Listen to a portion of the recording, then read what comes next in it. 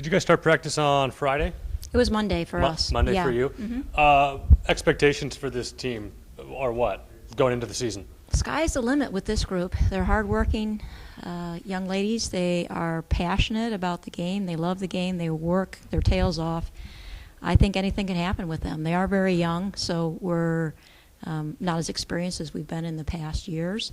However, we've got some great pieces to work with and have a number of different defensive formations that I think this team is capable of producing for our opponents. So I'm excited about this group. I know you haven't gotten a chance to see them for a long time since you guys just started, but what have you seen in terms of where they were when you let them go for the summer and where they were when you got them back? Well, actually, this summer we got to go and travel to Costa Rica, right. And so it was so helpful for us to be able to do that, especially with this young squad. To get those 10 extra practices was huge. Then we got the 3 competition games as well, so everybody got to play. I got a chance to kind of evaluate how things were progressing. But certainly we're still nowhere near where we need to be in 28 more practices.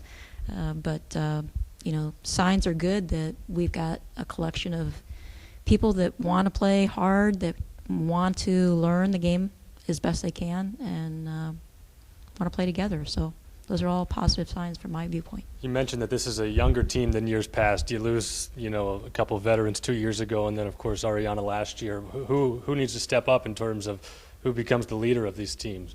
Well, I think right now we're seeing some really positive leadership from Beth Balbiers, whether it's organizing the team or being one of the leaders as far as what she's done conditioning-wise.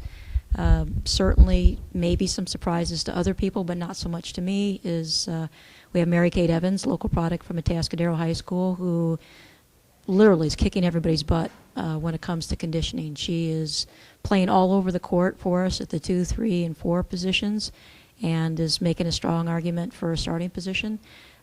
We also have the LePepe twins, who I think have been, they've changed their ability to last longer on the court with intense training this summer. So I'm looking for their leadership on the court in certainly minutes played production, I think, is there.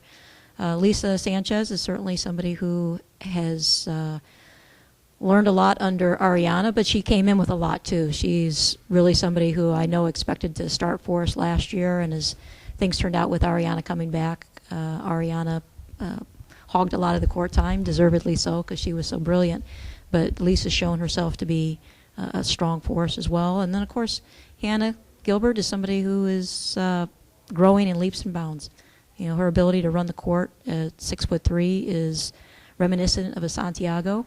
She's not as good as Santiago yet, but she's still got 2 years to put into her basketball to see if she can't get to that level. So there's some great signs here. And then we have a incoming freshman, Di Staley, who has been leading, or her and I would say Mary Kate Evans have been nip and tuck as far as leading and conditioning. So there's a great athlete competing for a position as well. So we got a lot of great talent. I think it's just a matter of blending it all together as quickly as possible.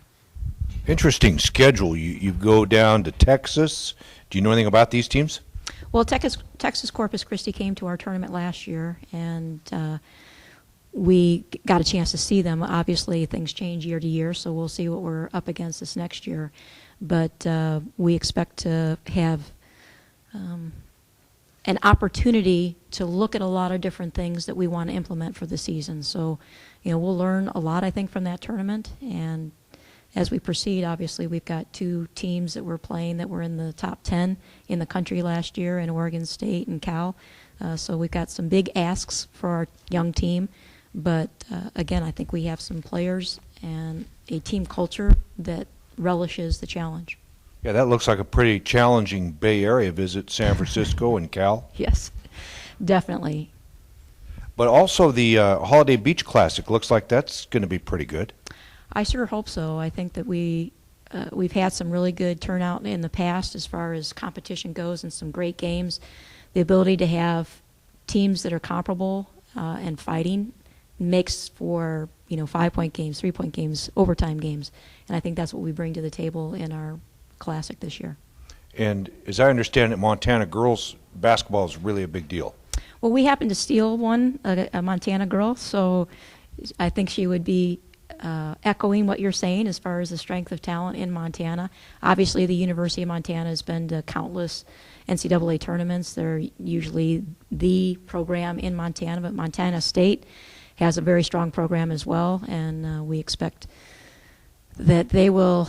It's better to play at beach level for us than it would be for us to travel to Montana State, which we'll do next year at altitude. So I think they'll adjust a little bit better to coming here than we will going to their place the following year. But we're excited for our tournament. Anything else you want to add about your team this year? I just think they're going to be fun to watch. You know, we have an up-tempo. We're going to go with a different offensive scheme. We think that we've got some great penetrators, some good three-point shooters, and we want to highlight that. But we also have some developing post play as well. And our ability to get up and on the court, I think, is one of our strengths. So we'll continue to do that and hopefully do it well. Thank you. Thank you, Faith. Mm-hmm.